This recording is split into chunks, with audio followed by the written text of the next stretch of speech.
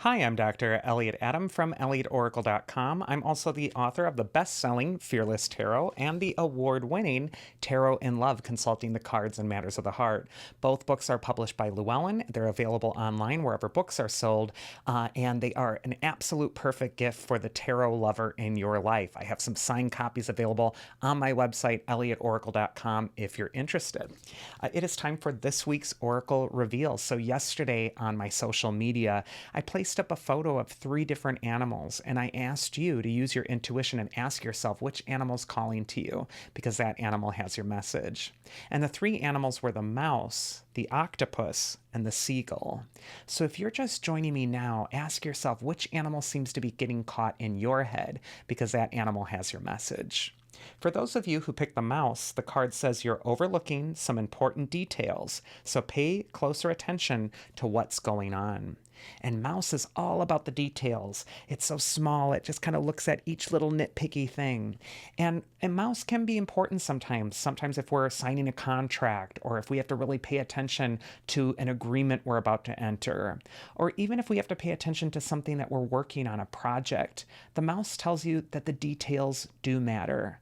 And I struggle with my mouse medicine. I will fully admit I'm one of those broad strokes people. I hate the minutia of like little nitpicky things that drives me nuts. And yet I found that I've grown the most when I stop and when I do pay attention to the details. Especially if you write a book, you have to go through it with a microscope, and each little nitpicky thing you have to get it right. And yet it makes the book better. And so for you, if you pick the mouse this week, do know that the details count. They do matter. First card for you, if you pick the mouse, is where it's best to place your focus this next week. And we see the Chariot. And the charioteer is leaving the walled city behind him. He's going out into the world, and he's following the mystery. The walled city can be a symbol for your comfort zone, the thing you're most familiar with. And the chariot card is a card of courage. It's telling you that it's time to embark. It's time to leave behind the familiar. It's time to stake it out and go into the world. It's also a card of motion, movement, and momentum. So if you've been trapped in your walled city for too long, if you've been in the status quo for too long, the Chariot is telling you to be brave and courageous and to shake things up a bit. You might find that you're actually stronger than you think you are. The Chariot is a card of confidence and movement and progress. The advice from your inner wisdom this next week, if you pick the mouse, is actually the King of Swords. And of all the kings in the tarot, for me, the King of Swords can be the most fixed. He's the most set in his ways. He's very kind of like conventional, traditional, and he holds on to those traditions. If you're attracted to the mouse this next week, the advice from your inner wisdom could be to be more flexible, to be less rigid. Also, there needs to be some freedom from something that's been too confining for you up until now. That Chariot card is saying it's time to put your focus on movement, progress, leaving behind what's traditional. And yet that advice from your inner wisdom is saying in order to do that, you need to learn to bend. We all know what happens to things that cannot bend. They break. And so it's so important for you to bend, to pay attention to where things are fluidly moving. And yes, to pay attention to the details along the way, not to be careless, but it really is an important time for you this next week to be flexible and adaptable if you pick the mouse. And the mythic archetype that's going to help you if you pick the mouse is Vulcan. And his card says diligence, humility, and the wish to forge. And Vulcan is Hephaestus. He's the god of the forge. And what he really does indicate is that it's time to forge or blaze a new trail, something different in your own life. Vulcan is also an archetype of creativity. And I do feel like there's something creative that you're stepping into. It might pull you out of the traditional, and yet it's something that you really want to let your hair down with. You really want to explore. It's also a time to manifest or create a new reality for yourself. And part of that is rolling up your sleeves and doing the work for it. I feel power from all 3 of these cards. And I feel like the mouse is kind of one that we look at and think of, it's small, it's meek, it's weak. And yet there's these really powerful archetypes, the Chariot, the King of Swords, even Vulcan with his mighty hammer. I feel like you're stronger than you think you are. And I feel like the strength for you is going to be found in the details. It's going to strengthen your position and strengthen your path moving forward. So this next week, know that the details are are going to make you more powerful. Next, we're going to go into the Octopus. And this card says, practice shape-shifting by altering your physical appearance and mannerisms. An octopus is that ultimately flexible, odd animal that can squeeze through the smallest, little, tiniest crevices. The octopus is the shapeshifter. It changes its color, it changes its shape, and it's super intelligent. And so this might be a time when you're kind of experimenting with energy work this next week, with energy flows. You're becoming something different. You're kind of looking at your environment and you're conforming to it in some way. You're blending in. You're outwitting the obstacles and the predators that are all about, just like the octopus does. I just feel like this is a time to shapeshift for sure. First card for Octopus is where it's best to place your focus. And we have the Seven of Cups from the Pagan Otherworlds Tarot. And for me, the Seven of Cups is a dreamy card. It's an illusion card. And coupled with that octopus energy, this is a week of smoke and mirrors. It's a week of using your magic. It's a week of disguising things. Not to be necessarily duplicitous, but in order to be flexible, adaptable, and to find the way past the obstacle for sure. The Seven of Cups is a dreamy card, and some people waste a lot of time on this card. They think, wouldn't it be nice if I finally meet that person? Wouldn't it be great if one day I was like a lottery winner and then I had all the money I needed, and it's so passive. Seven of Cups is telling you it's okay to dream about that castle in the air, but then you have to get to work on building the foundation beneath it.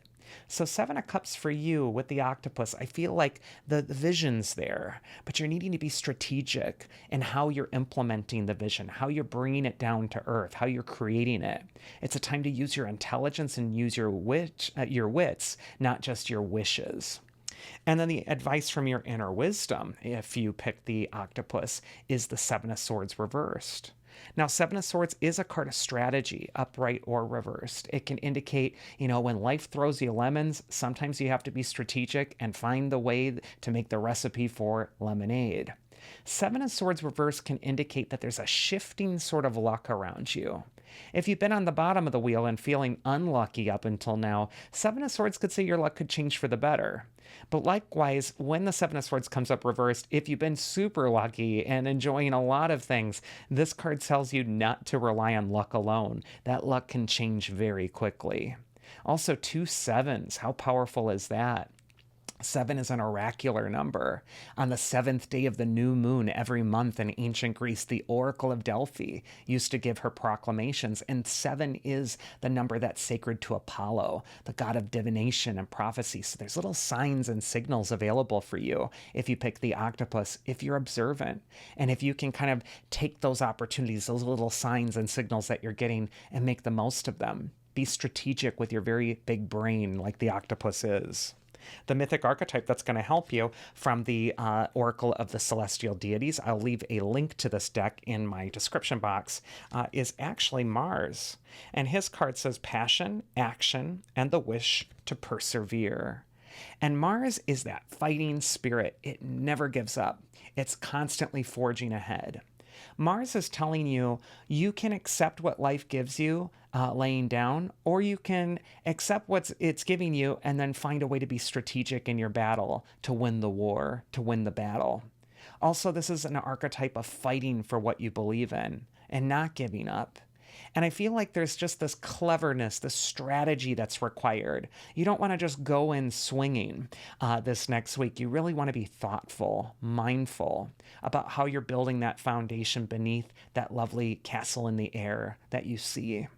Mars can also tell you, be courageous, and it is time to persevere. It is time to find your resilience.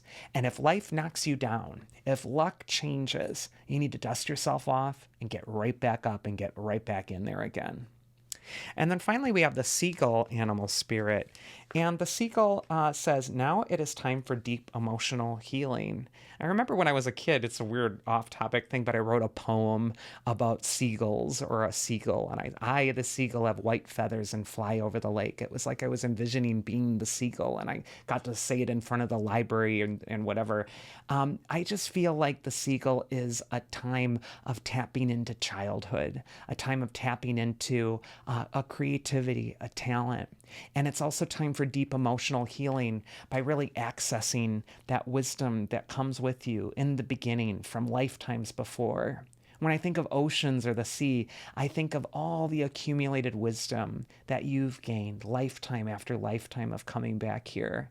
This is a time to tap in to the magic of the seagull, to fly high above, and to have that wisdom of what depth is within you. First card for Seagull is where it's best to place your focus this next week, and we get the Lovers card. A lot of tarot readers look at the Lovers and they just say, oh, that means love, lovey-dovey love. But, not all of us are looking for a relationship, or sometimes we're settled, or sometimes we're happily single. The Lovers card is more than just love with another person. The Lovers is a card of choices, a choice toward creating harmony by bringing the disparate parts of yourself back into balance. The Lovers is about honoring the male and the female archetypes within. And so I feel like it's a time for balance for you if you're attracted to the seagull. It's a time to bring love and compassion and balance back to those disparate parts of yourself.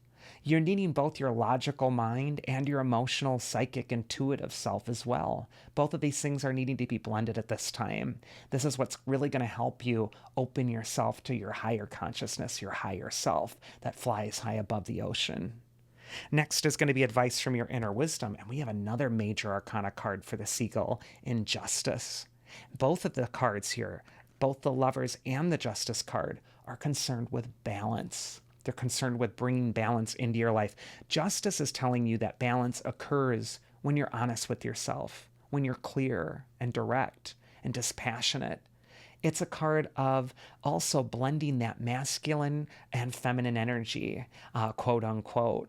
And what that means is just blending that intuitive, sensitive part of yourself with also the very practical, worldly self. Both are needed. You're incarnated on this planet for a reason. You can't just be a disembodied spirit floating through life. There are things you have to do in the real world. And yet you can't just be someone who's completely married to your job and conventional and dull. You do need to explore the magical, hidden part of your psyche and let that free once in a while. Both are required this next week. And so I just feel the seagull is all about healing through balance. And the mythic archetype that's going to help you this next week is Pluto. His card says completion, secrecy, and the wish to transform. And Pluto, he's the god of death and the underworld, and he does have to do with endings, change. Pluto in astrology can really bring some rude awakenings, some transformations that need to happen. But I feel for you, pay attention to where Pluto is in your chart. What's transiting Pluto right now for you? Where is the transformation really taking place in your own life? It's time to bring harmony by cooperating with those changes. Yes, Pluto is the god of the underworld. He does signify endings, but the underworld is also where the treasure is found. And Pluto can guide you toward where those jewels are in the unconscious, in the underworld. This is where your breakthrough is really going to happen. There's something really powerful and major happening for the seagull this next week. And so I feel like it's time for you to tap into your spirit and really pay attention to the signs and signals that you're receiving on your path. And that is this week's Oracle. I do hope you enjoyed it. If you did, you'll absolutely love a one-on-one tarot session with me. You can schedule those at elliotoracle.com. I also want to thank all of you on YouTube for supporting my channel and for, liking, subscribing, putting little emojis in the comment box. It really has helped the channel grow exponentially. And I'm just so grateful because it's been amazing to see the channel grow, especially this last month. I should say last year. Last month has been pretty good too. So keep it coming because it really does help create a tarot community that is based on personal empowerment, positive energy, and isn't just mired in doom and gloom and tragedy. I hope you all have a wonderful week, whatever it is that you're doing, and I will see you again here next week at the same time, same place. So do take care.